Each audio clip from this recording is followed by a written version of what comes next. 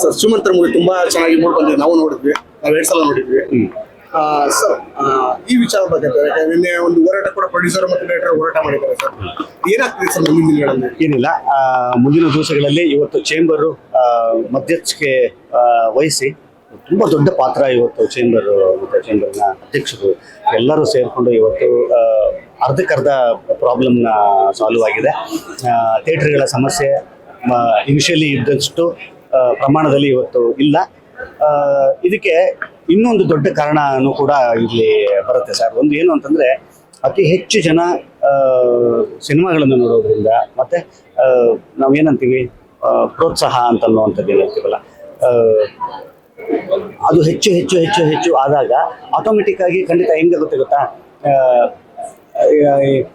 ಸಮಸ್ಯೆ ಇನಿಷಿಯಲ್ ಡೇಸಲ್ಲಿ ಇರುವಂಥ ಒಂದು ಸಮಸ್ಯೆ ಇರುತ್ತೆ ಗೊತ್ತಾ, ಆ ಸಮಸ್ಯೆ ಬಗೆಹರಿಬೇಕು ಅಂತ ಅನ್ನೋದೇ ಆಯಿತು ಅಂತ ಅನ್ನೋದಾದರೆ ಎಲ್ಲ ಡಿಪಾರ್ಟ್ಮೆಂಟನ್ನು ಕೂಡ ಇಲ್ಲಿ ಕೆಲಸ ಮಾಡಬೇಕಾಗುತ್ತೆ ಸರ್. ಅಂದರೆ ನಾನು ಹೇಳ್ತಾ ಇರೋದು, ಸಿನಿಮಾದ ವಿತರಕರಾಗಿರ್ಬೋದು, ಮತ್ತು ಡಿಸ್ಟ್ರಿಬ್ಯೂಟರ್ಸು, ಎಕ್ಸಿಬ್ಯೂಟರ್ಸು, ನಿರ್ಮಾಪಕರು, ಆ್ಯಕ್ಟರ್ಸು, ಚೇಂಬರ್ ಅನ್ನೋವಂಥ ನಮ್ಮ ಒಂದು ದೊಡ್ಡ ಮಾತೃ ಸಂಸ್ಥೆ ಇವತ್ತು ಎಲ್ಲನೂ ಒಗ್ಗೂಡಿ ಈ ಸಿನಿಮಾಗೆ ಕೊಟ್ಟಂಥ ಒಂದು ಆಶೀರ್ವಾದ.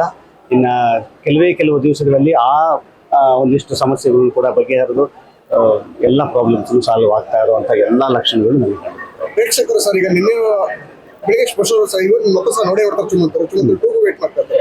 ಈ ಮುಖಾಂತರ ಸರ್ ಈಗ ಕೆಲವೊಂದು ಸಮಸ್ಯೆಗಳಿದೆ. ಈಗ ಅಭಿಮಾನಿಗಳು ಏನು ಹೇಳಕ್ಕೆ ಎಲ್ಲರಲ್ಲೂ ನಾನು ಕೈ ಮುಗಿದು ಕೇಳ್ಕೊಳ್ಳೋದಿಷ್ಟೇ, ಅತಿ ಹೆಚ್ಚು ಜನಸಂಖ್ಯೆಯಲ್ಲಿ ಸಿನಿಮಾ ನೋಡುವುದರ ಮುಖಾಂತರ ಎಲ್ಲ ಪ್ರಾಬ್ಲಮ್ ಸಾಲ್ವ್ ಹೋಗ್ಬಿಡ್ತೀವಿ. ಅಷ್ಟೇ ನಮ್ಗೆ ಬೇಕಾಗಿರುವಂಥದ್ದು. ನಿಮ್ಮ ಒಂದು ಆಶೀರ್ವಾದ ಇದ್ದಲ್ಲಿ ಯಾವ ಸಮಸ್ಯೆನೂ ಇರಲ್ಲ. ಇವತ್ತು ನಿಮ್ಮ ಪ್ರೀತಿಯಿಂದ, ನಿಮ್ಮ ಆಶೀರ್ವಾದದಿಂದ ಇವತ್ತು ಎಲ್ಲ ಕಡೆನೂ ಕೂಡ, ಎಲ್ಲ ಥಿಯೇಟರ್ಸನ್ನು ಕೂಡ ಇವತ್ತು ಚಂದ ರೆಸ್ಪಾನ್ಸ್ ಬಂದಿರೋದು. ಇವಾಗಲೇ ಕೂಡ ನಮ್ಮ ಇವರು ನಿರ್ಮಾಪಕರು ಮಾತಾಡ್ತಾ ಇದ್ರು, ಸರ್ ಇದನ್ನೆಲ್ಲ ಇವಾಗ ಆಗ್ತಾ ಇರುವಂಥ ವಿಚಾರಗಳನ್ನ ನೋಡ್ತಾ ಇದ್ರೆ, ಡೆವಲಪ್ಮೆಂಟ್ಸ್ನ ನೋಡ್ತಾ ಇದ್ರೆ, ಮತ್ತು ಸಿಗ್ತಾ ಇರುವಂಥ ರೆಸ್ಪಾನ್ಸ್ಗಳನ್ನ ನೋಡ್ತಾ ಇದ್ರೆ ಖಂಡಿತವಾಗ್ಲೂ ಸರ್ ಈ ಥಿಯೇಟರ್ ಸಮಸ್ಯೆ ಇರಲ್ಲ. ಇನ್ನು ಮುಂಬರುವ ದಿವಸಗಳಲ್ಲಿ ಒಂದಿಷ್ಟು ಇರಲಿ ಸರ್, ಪರವಾಗಿಲ್ಲ ಸರ್, ಪರವಾಗಿಲ್ಲ, ಬನ್ನಿ ಸರ್, ಪರವಾಗಿಲ್ಲ, ಎಲ್ಲ ನಮ್ದೇನೆ, ಯಾವುದೇ ಥರದ ಸಮಸ್ಯೆ ಇರಲ್ಲ. ಬೇಕಾದರೆ ನೋಡಿ ಸರ್, ಇನ್ನೊಂದು 2-3 ದಿವಸದಲ್ಲಿ ಇನ್ನೊಂದಿಷ್ಟು ಥಿಯೇಟರ್ಸ್ ಆ್ಯಡ್ ಆಗುವಂಥ ಎಲ್ಲ ಲಕ್ಷಣಗಳನ್ನು ಕೂಡ ಎಲ್ಲ ಕಡೆನೂ ನನಗೆ ಸಿಗ್ತಾ ಇರುವಂಥ ರೆಸ್ಪಾನ್ಸಿಂದ ಸಿಗ್ತಾ ಇದೆ ಅಂತ ಅನ್ನುವಂಥದ್ದು. ಅದು ಅವ್ರ ಬಾಯಿಂದ ಬಂದಂಥ ಶಬ್ದಗಳೇನಿದೆ ಅದು ನಿಜವಾಗ್ಲಿ ಅಂತ ಅನ್ನುವಂಥದ್ದು ನನ್ನ ಹಾರೈಕೆ ಸರ್. ಶರಣ್ ಅನ್ನೋರು ಇಂಡಸ್ಟ್ರಿಯಲ್ಲಿ ಹಲವಾರು ವರ್ಷಗಳಿಂದ ಸೇವೆ ಸಲ್ಲಿಸ್ಕೊಂಡು ಬಂದಿದ್ದಾರೆ. ಹೀರೋ ಆಗಿಯೂ ಕೂಡ ಮಾಡಿರುವಂತ ಎಲ್ಲಾ ಸಿನಿಮಾಗಳು ಹಿಟ್ಟು, ಆವರೇಜ್, ಆ ರೀತಿ ಒಳ್ಳೊಳ್ಳೆ ಸಿನಿಮಾಗಳನ್ನ ಕೊಟ್ಟಿರ್ತಾರೆ. ನಿಮ್ಮ ಸಿನಿಮಾಗೆ ಥಿಯೇಟರ್ ಸಮಸ್ಯೆ ಆಗುತ್ತೆ. ಬಿಫೋರ್ ರಿಲೀಸ್, ಆಫ್ಟರ್ ರಿಲೀಸ್ 100% ಒಳ್ಳೆ ಸಿನಿಮಾ ಇರುತ್ತೆ, ಥಿಯೇಟರ್ ಕೊಡ್ತಾರೆ. ಬಟ್ ಬಿಫೋರ್ ರಿಲೀಸ್ ಕನ್ನಡ ಸಿನಿಮಾಗೆ ಪ್ರಿಫರೆನ್ಸ್ ಕೊಡದೆ ಬೇರೆ ಭಾಷೆಯ ಸಿನಿಮಾಗಳಿಗೆ ಪ್ರಿಫರೆನ್ಸ್ ಕೊಡ್ತಾರೆ ಅಂತ ಯಾಕೆ ಈ ವಿಚಾರ ಬಗ್ಗೆ ಬೇರೆ ಯಾರು ಮಾತಾಡ್ತಾ ಇಲ್ಲ? ಸಿನಿಮಾಗೆ ಸಮಸ್ಯೆ ಬಂದಾಗ ಮಾತ್ರ, ಅಂದ್ರೆ ಶರಣ್ ಅವ್ರಿಗೆ ಸಮಸ್ಯೆ ಆಗಿದೆ ಅಂದ್ರೆ ಶರಣ್ ಅವ್ರು ಮಾತ್ರ ಮಾತಾಡ್ಬೇಕು ಸರ್. ಹಂಗೇನಿಲ್ಲ. ಇವತ್ತು ಒಂದು ಸಮಸ್ಯೆ ಅಂತ ಬಂದಾಗ ಖಂಡಿತವಾಗ್ಲೂ ಇಡೀ ಇಂಡಸ್ಟ್ರಿ ಕೈಗೂಡುವಂಥದ್ದು ಇದ್ದೇ ಇದೆ. ಇಲ್ಲಿ ಏನಾಗುತ್ತೆ ಗೊತ್ತಾ ಸರ್, ಈ ಸಿನಿಮಾಗಾಯಿತು, ಆ ಸಿನಿಮಾಗಾಯಿತು ಅಂತ ಅನ್ನುವಂಥದ್ದು ಏನಿಲ್ಲ. ನಾನು ಇವಾಗಲೇ ಹೇಳ್ತೇನೆ, ಒಂದಿಷ್ಟು ಸಿನಿಮಾಗಳಿಂದ ನೀವು ಮಾಡ್ತಾ ಬರ್ತಿದ್ದೀರಿ ಸರ್, ಥಿಯೇಟರ್ ಸಮಸ್ಯೆ ಬರ್ತಾ ಜಾಸ್ತಿ ಆಗಿದೆ ಅಂತ ಅನ್ನುವಂಥದ್ದು. ಖಂಡಿತವಾಗ್ಲೂ ಥಿಯೇಟರ್ಗಳ ಸಂಖ್ಯೆನೂ ಕಮ್ಮಿ ಆಗ್ತಾ ಇದೆ. ಸೊ ಅದನ್ನು ಕೂಡ ನಾವು ಒಪ್ಕೊಳ್ಳೇಬೇಕು.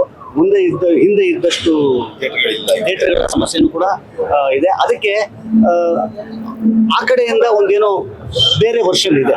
ಸೊ ನಾವು ಬರೀ ಒಂದು ಪಾಯಿಂಟ್ ಆಫ್ ವ್ಯೂ ಅಲ್ಲಿ ನಾವು ನೋಡ್ಲಿಕ್ಕೆ ಆಗಲ್ಲ. ಒಂದು ನಾಲ್ಕಾರು ವಿಭಾಗಗಳಿಂದ ಕೆಲಸ ಮಾಡಬೇಕಾಗತ್ತೆ. ಆದರೆ ಇವತ್ತು ಆಗ್ತಾ ಇರುವಂಥ ಒಂದು ಡೆವಲಪ್ಮೆಂಟ್ ಏನು ನಾವು ನೋಡ್ತಾ ಇದ್ದೀವಲ್ಲ, ಖಂಡಿತವಾಗ್ಲೂ ಮುಂಬರುವ ದಿವಸಗಳಲ್ಲಿ ಈ ಥರದ ಸಮಸ್ಯೆ ಇರಲ್ಲ. ಅತಿ ಹೆಚ್ಚು ಜನ ಬಂದು ಸಿನಿಮಾ ನೋಡೋದ್ರ ಮುಖಾಂತರ ಅರ್ಧಕ್ಕರ್ಧ ಪ್ರಾಬ್ಲಮ್ ಸಾಲ್ವ್ ಆಗ್ಬಿಡುತ್ತೆ. ಇವತ್ತು ಆ ಲಕ್ಷಣ ಈ ಸಿನಿಮಾದ, ಅಂದ್ರೆ ನಾನು ಇವತ್ತು ಸಿನಿಮಾದ ರೆಸ್ಪಾನ್ಸ್ ಏನು ನೋಡಿದೆ, ಇವಾಗ ನಿರ್ಮಾಪಕರನ್ನು ಕೂಡ ಮಾತಾಡ್ತಿದ್ದೆ ನೋಡಿದಾಗ, ಶರಣ್ ಅವರೇ ನಮ್ಗೆ ಮುಂದೆ ಈ ಥರದ ಸಮಸ್ಯೆ ಇರಲ್ಲ ಅನ್ಸುತ್ತೆ. ತುಂಬಾ ಒಳ್ಳೆ ರಿಪೋರ್ಟ್ ಬರ್ತಾ ಇದೆ. ಎಲ್ಲ ಕಡೆನೂ ಕೂಡ ಇವತ್ತು ಫುಟ್ಫಾಲ್ ಜಾಸ್ತಿ ಆಗಿದೆ ಅಂತ ಅನ್ನುವಂಥದ್ದು ಕೇಳ್ಕೊಟ್ಟು ನನಗೆ ಈ ಸಿನಿಮಾದ ಒಂದು ಭಾಗವಾಗಿ ನನಗೆ ಸಿಕ್ಕಂತ ಒಂದು ನೆಮ್ಮದಿ ಬೇರೆ. ನಾನು ಅವಾಗಲೇ ಹೇಳಿದೆ, ನಿನ್ನೆ ನಾನು ಭಾಳ ಟೆನ್ಷನಲ್ಲಿ ಮಾಡ್ಕೊಂಡಿದ್ದೆ, ಇವತ್ತು ನೆಮ್ಮದಿಯಾಗಿ ಮಾಡ್ಕೊಂಡಿದ್ದೆ. ಸರ್, ಯೂಶಲಿ ಒಂದು ಹಾರರ್ ಸಿನಿಮಾ ಅಂತ ಬಂದಾಗ ಕ್ವಾಲಿಟಿ ತುಂಬಾ ಮ್ಯಾಟರ್ ಆಗುತ್ತೆ. ಹೌದು, ನಾವು ಇದ್ರ ವಿಚಾರವಾಗಿ ಹಿಂದಿನ ಪ್ರೆಸ್ ಮೀಟ್ ಅಲ್ಲೂ ಕೂಡ ಮಾತಾಡಿದ್ವಿ. ಬಟ್ ವಿಜುವಲಿ ನಾವು ನೋಡಿದಾಗ ಪ್ರತಿಯೊಬ್ಬರು ಹೊರಗಡೆ ಬರ್ತಿರುವಾಗ ಮಾತಾಡ್ತಿರೋದು ಇಂಗ್ಲಿಷ್ ಸಿನಿಮಾಗೆ ಕಾಂಪಿಟೇಷನ್ ಕೊಡುವಂತ ಸಿನಿಮಾ ಕ್ವಾಲಿಟಿ ವೈಸ್ ಅಲ್ಲಿ ಅಂತ ಹೇಳ್ತೀವಿ. ಸೊ ಈ ಒಂದು ರಿವ್ಯೂನ ಕೊಡ್ತಿರುವಾಗ ಕೆಲಸ ಮಾಡಿರುವಂತ ನಿಮಗೆ ಎಷ್ಟು ತೃಪ್ತಿ ಸಿಗ್ತಾ ಇಲ್ಲ? ನನಗೆ ತೃಪ್ತಿ ಅನ್ನೋದಕ್ಕಿಂತ ಈ ಬ್ಲೆಸ್ಡ್ ಫೀಲಿಂಗ್ ಬರುತ್ತೆ ಗೊತ್ತಾ, ಒಂದು ಸಾರ್ಥಕತೆ ವಿಚಾರ, ಲಕ್ ಅನ್ನುವಂಥದ್ದು. ಎಷ್ಟು ಅದೃಷ್ಟವಂತನಪ್ಪ ನಾನು ಈ ಸಿನಿಮಾದಲ್ಲಿ ಇದ್ದೀನಿ ಅಂತ ಅನ್ನೋದು. ಈ ಥರದ ಟೀಮ್ ಸಿಗುವಂಥದ್ದು, ಈ ಥರದ ಒಂದು ತಂಡ ಸಿಗುವಂಥದ್ದು, ಈ ಥರದ ಒಂದು ಕತೆ ಸಿಗುವಂಥದ್ದು ಒಂದು ಅದೃಷ್ಟದ ವಿಚಾರನೇ. ಇವತ್ತು ನನಗೆ ಬಹಳ ಅದೃಷ್ಟವಂತ ಅಂತ ಅನ್ನಿಸ್ತಾ ಇದೆ. ನಾನು ಕರ್ವ ಸಿನಿಮಾ ನೋಡಿದ್ದೆ. ಕರ್ವ ಸಿನಿಮಾ ನೋಡಿದಾಗ ಯೂಶಲಿ ನನಗೆ ಈ ಥರದ್ದು ತುಂಬ ಚಂದ ಇರುವಂಥ ಟೀಮಿನ ಯಾವುದೇ ಸಿನಿಮಾ ನೋಡಿದಾಗ ನಾನು ಅವ್ರಿಗೆ ಫೋನ್ ಮಾಡಿ ಮಾತಾಡ್ತೀನಿ. ಇದೊಂದು ಸ್ವಲ್ಪ ನನಗೆ ಮೊದಲಿಂದನೂ ಅದೇನೋ ಖುಷಿ ನನಗೆ ಅವ್ರಿಗೆ ಹಂಚ್ಕೊಂಡಾಗ. ಕರ್ವ ಸಿನಿಮಾ ನೋಡಿದಾಗ ಯಾರು ಡೈರೆಕ್ಟ್ರು ಅಂತ ನನಗೆ ಗೊತ್ತಾಗಿತ್ತು, ನವನೀತ್ ಅವರು. ಅವ್ರಿಗೆ ಫೋನ್ ಮಾಡ್ಬೇಕು, ನಾನು ಹೇಳಬೇಕು ಇಷ್ಟು ಚಂದ ಮಾಡಿದೆ. ಯಾಕಂದ್ರೆ ನಾನೊಂದು ಹಾರರ್ ಫಿಲ್ಮ್ ಫ್ಯಾನ್ ಅಂತ ಎಲ್ಲರಿಗೂ ಗೊತ್ತು. ಹೇಳಬೇಕು ಅಂತಿದ್ದಾಗ ಹೇಳಬೇಕು ಅಂತ ಒಂದಿಷ್ಟು ಅವ್ರ ನಂಬರ್ಸ್ನ ಹುಡುಕಾಡ್ತಾ ಇರೋವಂಥ ಟೈಮ್ನಲ್ಲಿ ಒಂದು ಕರೆ ಬರುತ್ತೆ ನನಗೆ. ಏನಂತಂದ್ರೆ, ಸರ್ ಕರ್ವ ನವನೀತ್ ಅವ್ರು ನಿಮ್ಗೆ ಒಂದು ಕತೆ ಹೇಳ್ಬೇಕಂತೆ ನೋಡಿ. ನಾನು ಆಕ್ಚುಲಿ ಹುಡುಕ್ತಾ ಇದ್ದೆ ಅವ್ರನ್ನ. ಏನಕ್ಕೆ ಅಂತಂದ್ರೆ ಸಿನಿಮಾ ಮಾಡೋ ವಿಚಾರಕ್ಕಲ್ಲ, ಈ ಸಿನಿಮಾ ಚೆನ್ನಾಗಿದೆ ರೀ, ಎಷ್ಟು ಚಂದ ಮಾಡಿದ್ದೀರಾ ನಿಮ್ಮ ಅಂತ ಹುಡುಕ್ಬೇಕು ಅಂತ ಅನ್ನೋಂಥ ಸಮಯದಲ್ಲಿ ಅವ್ರಿಗೆ ನನ್ನ ಮೇಲೆ ಒಂದು ಸಿನಿಮಾ, ನನ್ನ ಜೊತೆ ಒಂದು ಸಿನಿಮಾ ಮಾಡಬೇಕು ಅಂತ ಅನ್ನೋದು ಬರುತ್ತೆ. ಎಂತ ಕಾಕತಾಳಿಯ. ಅವಾಗಲೇ ಅನ್ಕೊಂಡೆ, ನನ್ನ ಇಷ್ಟವಾದ ಜಾನರು, ನನಗೆ ಇಷ್ಟವಾದ ಸಿನಿಮಾದ ನಿರ್ದೇಶಕರು ಅವ್ರ ಕಡೆಯಿಂದ ಒಂದು ಕತೆ ಹೇಳುವಂತ ಒಂದು ಅವಕಾಶ ಬಂತು ಅಂತಲ್ಲ. ನಾನು ಅವಾಗಲೇ ಡಿಸೈಡ್ ಮಾಡಿದೆ, ಈ ವಯನ್ ಬಿಡಬಾರ್ದು. ಆಮೇಲೆ ಒಂದು ಕತೆನ ಹೇಳಿದ್ರು. ನಾನು ಕರ್ವಾದ ಆಜು ಬಾಜು ಇರುವಂತ ಕತೆ ಆಗಿರುತ್ತೇನೋ ಅಂತ ಅನ್ಕೊಂಡೆ. ಬಟ್ ನೋ, ಅವರು ಕರ್ವನೇ ಬೇರೆ, ಸಿನಿಮಾನೇ ಬೇರೆ. ಆದ್ರೆ ಒಂದು ಪ್ರಪಂಚ ಅಂತ ಇರುತ್ತೆ.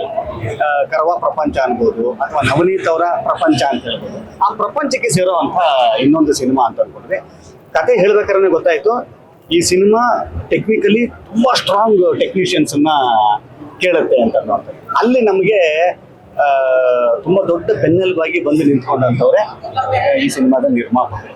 ಅವ್ರು ಬಂದು ಅವರೇ ಹೇಳ್ಬಿಟ್ರು, ಸರ್ ಇದು ಕತೆ ನೋಡ್ತಾ ಇದ್ರೆ ಒಂದು ಇಂಗ್ಲಿಷ್ ಪಿಕ್ಚರ್ ತರದ್ದು ಒಂದು ಕತೆ ನಮಗೆ ಎಲ್ಲ ಕಾಣಿಸ್ತಾ ಇದೆ. ನನಗೆ ಅದನ್ನ ನಾವು ಅಚೀವ್ ಮಾಡಬೇಕು ಅಂತ ಅನ್ನೋದಾದ್ರೆ ಅಂತಂತ ಟೆಕ್ನಿಷಿಯನ್ಸೇ ಬೇಕು ಅಂತ ನನಗೇನು ಅನ್ಸುತ್ತೋ ಅದು ಒಬ್ಬ ನಿರ್ಮಾಪಕರಿಗೆ ಅನ್ಸಿದೆ ಅಂತ ಅನ್ನೋದಾದ್ರೆ, ಒಬ್ಬ ನಟನಿಗೆ ಅದಕ್ಕಿಂತ ಒಂದು ದೊಡ್ಡ ಶಕ್ತಿ, ಅದಕ್ಕಿಂತ ಒಂದು ದೊಡ್ಡ ನಿರಾಳತೆ ಇದೆ ಗೊತ್ತಾ. ಹೆಂಗ್ ಅನ್ಸುತ್ತೆ ಗೊತ್ತಾ ಸರ್, ನಾನು ಮಾಡುವಂತ ಒಂದು ಸಿನಿಮಾ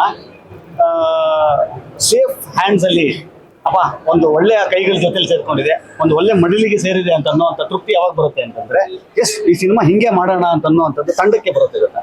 ಅವಾಗ ನನಗೆ ದೊಡ್ಡ ಒಂದು ಬೆನ್ನೆಲುಬಾಗಿ ಸಿಕ್ಕಂತವ್ರೆ ಅನೂಪ್, ಈ ಸಿನಿಮಾದ ಸಿನಿಮಾಟೋಗ್ರಾಫರ್. ನಾನು ಎಷ್ಟೋ ಕಡೆ ಹೇಳ್ತಾ ಇರ್ತೀನಿ, ಈ ಸಿನಿಮಾದ ನಿಜವಾದ ಹೀರೋಗಳು ಟೆಕ್ನಿಷಿಯನ್ಸ್ ಅಂತ. ಅನೂಪ್ ಅವರು ಈ ಸಿನಿಮಾದ ಸಿನಿಮಾಟೋಗ್ರಫಿ. ಇವತ್ತು ನೀವೇನೇನು ಮೆಚ್ಕೊಳ್ತಾ ಇದ್ದೀರಿ ಅದು ಅನೂಪ್ ಅವರ ಕೆಲಸ.